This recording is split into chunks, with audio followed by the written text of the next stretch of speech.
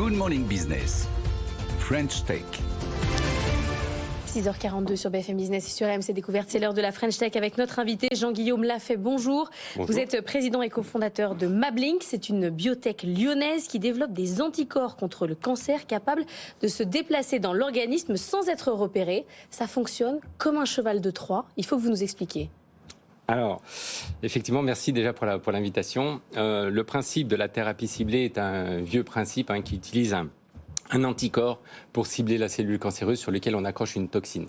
Ça fait un siècle que le concept existe. Malgré tout, c'est seulement depuis 40 ans qu'on a les moyens techniques de pouvoir développer ce genre de médicaments. Et malgré les milliards qui ont été injectés, on a seulement une dizaine de médicaments, une quinzaine de médicaments sur le marché. Parce qu'il y a eu beaucoup de barrières technologiques à l'entrée pour pouvoir pousser ces médicaments jusque sur le marché. Mais ça, c'était avant. C'est vrai, c'est une révolution totale dans l'approche du médicament. Complètement.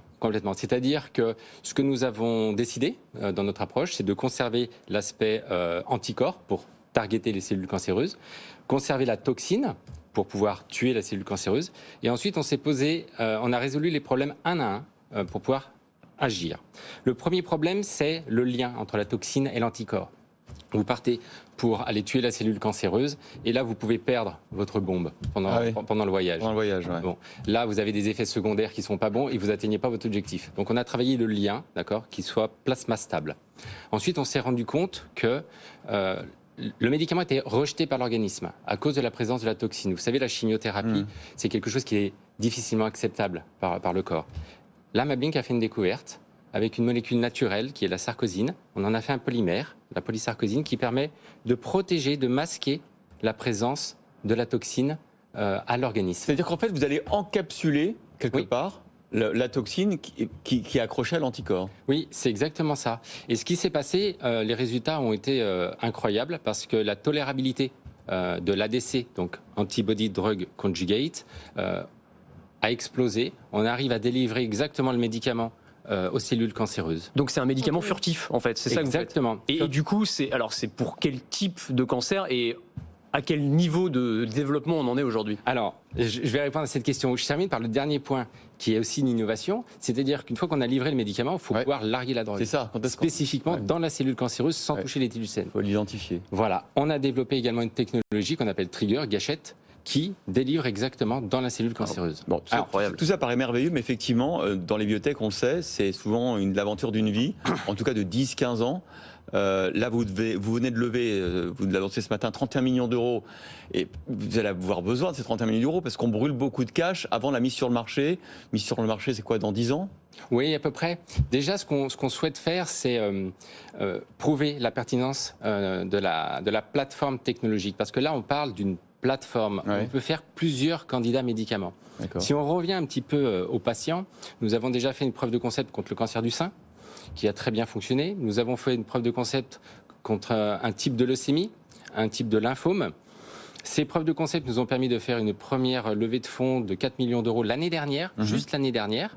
Et là, nous avons eu l'ambition de pousser la technologie encore plus loin et de partir sur un produit audacieux, un projet audacieux, tumeur solide, cancer de l'ovaire spécifiquement. Mais ce médicament est un smart médicament. On va pouvoir faire plusieurs indications différentes. Cancer de l'ovaire, colorectal ou autre. D'accord ? Et c'est grâce à ces premiers résultats, cette preuve de concept préclinique, que nous avons pu réaliser ce tour de financement de 31 millions d'euros, dont l'objectif est très simple et clair, produire le médicament et aller chez l'homme le plus vite possible. Pour ça, vous avez fait rentrer des fonds d'investissement importants, Sofinnova notamment. Vous allez développer votre centre d'innovation à côté de Lyon. C'est quoi les étapes là d'ici les 10 ans ? Alors, première étape, développer ce candidat médicament, aller chez l'homme. Parallèlement à ça, on veut s'appuyer sur le côté plateforme pour développer en parallèle d'autres candidats médicaments. Chaque anticorps peut cibler un cancer particulier, une tumeur particulière. Est-ce que vous pouvez faire des associations avec d'autres biotech qui ont développé effectivement le bon médicament, la bonne cellule, médicament tueur, mais que vous allez encapsuler? Oui, en fait, on pourrait rembobiner toute l'histoire, tout le film, c'est-à-dire que tous les ADC qui ont été en échec, en fêlure pour des problèmes de toxicité par le passé, ou ou de mauvaise efficacité, nous pouvons reprendre ces produits, nous pouvons ajouter notre plateforme et finir les développements. Ça serait génial, ça. Vous Vous avez pris contact avec des boîtes où il y avait des molécules prometteuses, mais qu'effectivement on n'arrivait pas à faire aller Il y a peut-être jusqu'au... des listes. Oui, c'est vrai, mais non, mais c'est incroyable, franchement. Bon, on reçoit régulièrement en plus, des biotech qui parlent de. Et d'ailleurs, j'avais une question là-dessus, mais il y a une forme d'excellence française aussi dans ce domaine-là. J'ai l'impression, il y a beaucoup de startups et de biotech qui se lancent sur ce marché-là.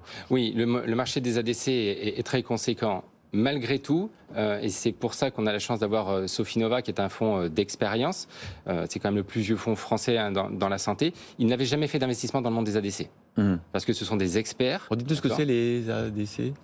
Antibody Drug Conjugate. Le fait de conjuguer sur un anticorps une drogue. D'accord. Eh bien, on est très content d'avoir la confiance de Sofinnova. C'est un signe très fort pour nous sur la démonstration de la technologie.